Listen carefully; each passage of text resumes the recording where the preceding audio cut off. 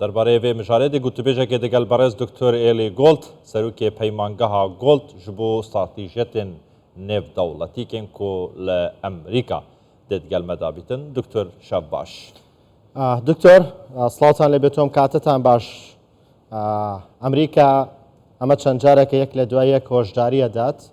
و کەنەدا هۆشدارێکی دا وڵاتانی هاوڵاتیانی خۆی لەبارەی دۆخی عێراق بەگشتی دۆخی عێراق و ڕۆژهەڵاتی ناوەڕاست بەرەوکوێ ئەڕوات و ئەم هۆشداری و هەڕەشانە هەیە.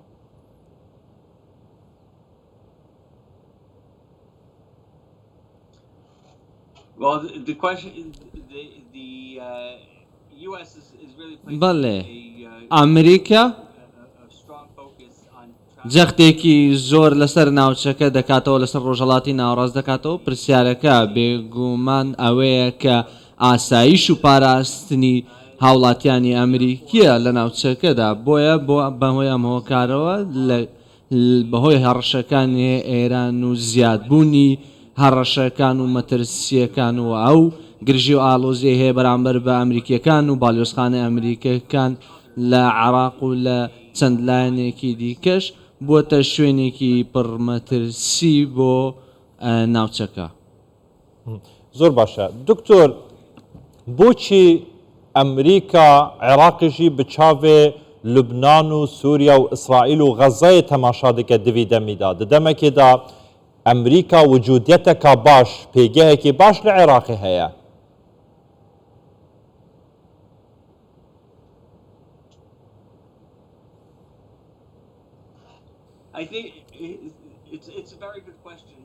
بڕۆمە ئەمە پرسیارێکی زۆر بە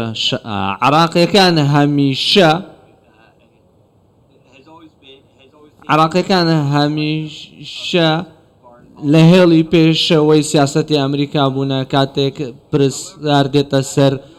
ناوچەکە، بەڵام لەگەڵەوەشدا هیچ پرسیارێک نییە کە ئەمریکا ئێستا بڕوای وایە هەڕەشەیەک هەیە لە عێراق بەتایبەتی لە هەرێمی کوردستان و ئەو بیرۆکەی کە هەیە کە ئێران و میلیشیاکانی سەر بە ئێران بڕوایان وایە ئیسرائیل و ئەمریکا عێراق بەکاردەهێنن وەک مۆڵەتەیەک بۆ ئەوەی وەڵامی ئێران بداتەوە لە سووریاش بە هەمان شێوە. بەڵێ کەوا بێت ئەمریکا پێداچونەوە بە سیاسەتی خۆیەکە لە ڕۆژهەڵاتی ناوەڕاست؟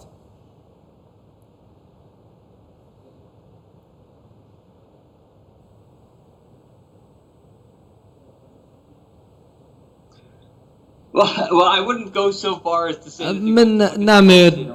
زۆر قسە لەسەرەوە بکەم و زۆر دوور بڕۆم سەبارەت بە سیاسەتی ئەمریکا بڕوامە سیاسەتی ئەمریکا لە کاتێک بۆ کاتێک دەگۆڕەوە بە شێوێک لە شێوەکانە لە عێراق کەمێک لە سیاسەتی دەرەوەی ئەمریکا کشاوەتەوە پاش لە ڕۆژهەڵاتی ناوەڕاست بەگشتی بۆیە پرسەکەت بە تایبەتی ئەوە دێ کە ئێمە سەیری دۆخەکە دەکەین بە شێوەیەکی گشتی و بە چاوێکی دیکە دەبینین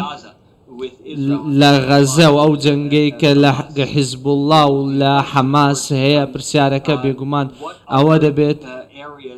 ئەو شوێنانەی دیکە کوێن کە دەکرێت ئەمریکا هەریشی بکرێتە سەر و ئەو شوێنانەی کە ئەمریکا هەیەی وەکو باڵیۆزخانەکان و بنکەکانی ئەمریکا هەرشیان بکێت سەر بیرۆکەی ئەم ترسە ئەوەیە کە ئەمریکا و ئیسرائیل و لایەنەکانی دیکە عێراق بەکاردەهێنن وەک بنکەیەکی سەربازی لە بەرامبەر بەرپەسدانەوەی ئێران. لە لوبنانیش نیگەرانی هەیە، نیگەرانی بە لە لوبنانیش هەیە. بێگومان واشنگتۆن و ئەمریکا قسەیان زۆر لەسەر ئەمە کردووە کە عێراقیەکان لە لوبنان و لە ئوردن و لە ئیسرائیلیش بە هەمان شێوە، بەڵام عێراق لە هێڵی پێشەوەی ئەمانە دەبێت کاتێک ئەمریکا سیاسەتی خۆی لەگەڵ ئێران تاتو پێ بکە. باوەڕ ناکەم لەگەڵ ئێران ڕوبەڕوو ببنەوە، بەڵام پێم وایە ئەمە گەورەترین هەڕەشەیە. باشە دکتۆر gelek şirove amaje sînaryo hene derbarê van aloziyên rojhelata navarast û ew şerê niha di navbera Xeza û ئیسرائیلێدا دروست بووە دەبێژن ئالوزیێن vێجارێک گوهڕینên mezin yên جیۆپۆلۆتیکی li Rojhelata Navaraz dروست dikin û Emerîka jî darêjerê van guhrînaneye. Pisyar ev ye eger ev guhrîn ro bidin, Iraq li ku dera van guhrankariyan da ye.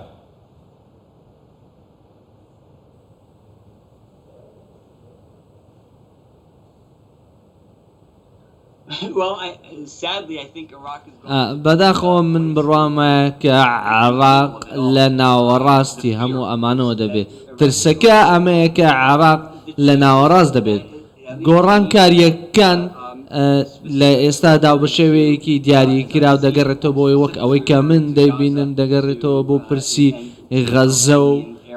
هەروەها ناوچەی فەڵەستینیەکان و چون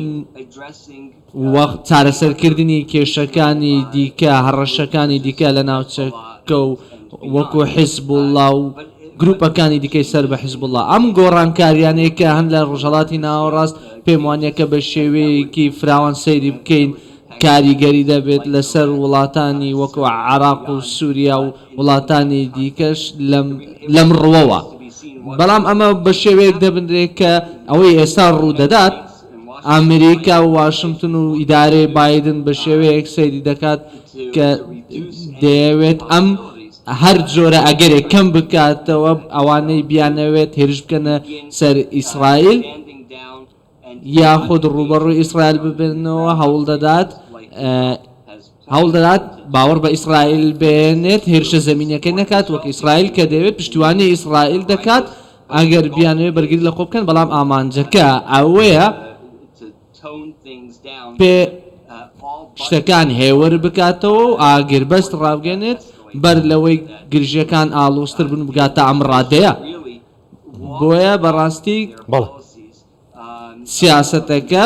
کشاوەتەوە پاش بۆ ئەوەی کە ڕاستەوخۆ ئەمریکا بیاوێ بەشداری بکات و دەبینین ئێستا چۆن کار دەکات بەڵام من باوەڕمانێکە ئێمە قسە لەسەر ئەوە دەکەین دووبارە بنیادنانەوەی ڕۆژهەڵاتی ناوەڕاست بێتن ئەمە ڕوانینێکی زۆر دوورە و زۆر سەختە و سیاسەتێکی دوور دەبێت بەڵێ دکتۆر سەبارەت بە دۆخی غەزە شەڕی ئیسرائیل و حەماس پێتان وایە ئەم شەڕە تاکەی درێژا کێشێت و پێتان وایە هیچ ئەگەرێک هەیە بۆ هاتەنەوەی وڵاتی دیکە بۆ نێو ئەم شەڕە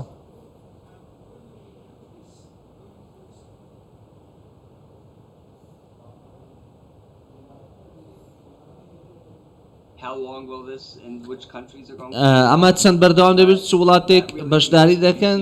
ئەمە دیار نیە چۆن دەبێت بە شێوەیەکی گشتی ئەوەی کە دەبینین ئێران دەوێت دەسوەردانی زیاتر بکات و هیچ پرسیارێک نیە هیچ گومانێک نییە تا ئەو کاتێک کە شتێکی گرنگ بگۆڕێ ئیسرائیل دەوێت حەماس لە ڕووی ئۆپەراسیۆنی زەمینی و هێرش بکاتە سەر حەماس پرسەکە ئەوەیە کێ لەمە تێوە دەگلێت ئایا حیزبوڵڵا لە لوبنانەوە تێوە دەگولێت ئایا ئێران بەردەوام دەبێت لە برەودان بەم جەنگە و بەم کێشانە وڵاتانی زیاتر دەبینید کە دەسوەردان لەم دۆخەدا دەکەن و ئەمە فراوانتر و بەرەودار دەبێت و ئەمە تەنها حەماسنەوە ئەگەر ئێران چیت کە دەسوەردان نەکات دۆخکە ئاڵۆستر نەکە ئێمە جەنگێکی کەم خایەنتر و بچووکتر دەبینین ئەمە ئاسان نابێت بۆ کارکردن و ئەمە پشت دەبەستێت بەوەی کە کێ لە شەڕەدا تێوە دەگلێت ئەمە ڕۆژ بە ڕۆژ ناگۆڕێت ئەمە زۆر سەختە بۆی بتوانێت ڕاستەوخۆ وەڵامی ئەو پرسیارە بدەیتەوە لە ئێستادا باشە دکتۆر شروفای کادنجی هەیە دنەهادا ئەمریکا گەلێک گرنگیە بە وی شەڕێ چەکدارن حەماس و سوپای ئیسرائیلێ دەدەتن بە هەموو هێزاخوا لە پشت ئیسرائیلەیە و چاودێرێکی باشە و هێزەکە زۆریژی ڕەوانە کردە چەکێن باشی داینە سوپای ئیسرائیلێ ئاماژە بۆ vêyekîne dibêjin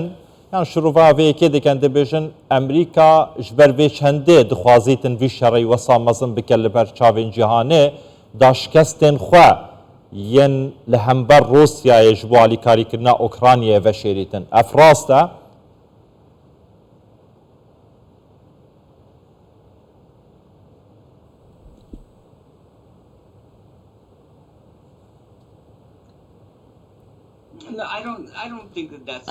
من بڕوامان کەیسەکە بەم شێوەیە وەک باسم کرد کە ئیدارەی بایدن لە سەرەتاوە ئامەی نیشاندا کە ئەوان هەموو شتێک دەکەن بۆ ئەوەی پشتیوانی ئیسرائیل بکەن لەم جەنگەدا. ئێستاش داوا لە ئیسرائیل دەکەن ڕەنگە هەنگاوێک بکشێتەوە دواوە و کارەکان هێواشتر بکاتەوە. هیچ گومانێک نییە کە ئیسرائیل هاوپەیمانێکی ئەمریکایە بۆیە پێویستە ئێمە پشتیوانی هاوپەیمانەکانمان بکەین. هیچ پرسیارێک لەمەدانێ کە ئیسرائیل کاریگەریەکی زۆری هەیە لەسەر جیهان لە نێوان تەکنەلۆژیا و بایۆتەکنیکی و چەندین بواری دیکە. ئەمە زۆر گرنگە بێگومان کە ڕۆژئاوا پشتیوانی ئیسرائیل بکات لە دژی ڕێکخراوەیەکی تیرۆریستی وەک حەماس. بەڵام پێشنیارەکە ئەوەیە کە ئەمریکا ئەمە دەکات بە شێوەیەکی دیاریکراو بۆ ئەوەی ئەوە بشارێتەوە کە نەیانتوانی لە ئۆکرانیا بیکەن. ئەمە هەڵەیەکەوە من بڕوامانێ ئەمە بە هیچ شێوەیە کەیسەکە بێت. ئەمە تەنیا پشتیوانیکردنی هاوپەیمانێکە لە سەرەتاوە ئەمریکا پشتیوانی لە ئیسرائیل کردەوە. ئەمە شتێکە کە دەبێت بیکا بە تایبەتی لەم ڕوبەڕووبوونەوەیدا بە تایبەتی لە دوای ئەوەی کە حەماس ئەنجامیدا و خەڵکی زیاتر لە 400 کەسی کوشت ئەوە دەکرێت و ئەمەش دیارە کە 33 وڵات بە مەکاریگەربوونەوە تەنیا ئیسرائیل نییە. بەڕێز دکتۆر ئێلی گۆڵد سەرۆکێ پەیمانگەها گۆڵد ji بۆ استراتیژیە نێودەوڵەتی کۆ لە واشنگتۆنە ئەمریکا دگەلمە بووی. سپاس.